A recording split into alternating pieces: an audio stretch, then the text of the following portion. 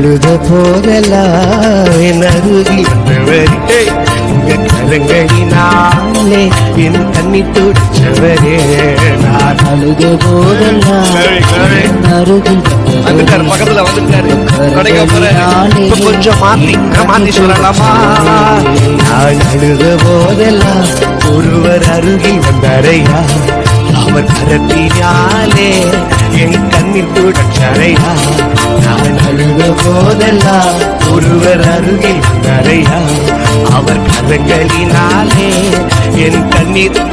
யாரியா? இயேசுதா, அவர் இயேசுதா, இயேசுதா, அவர் இயேசு.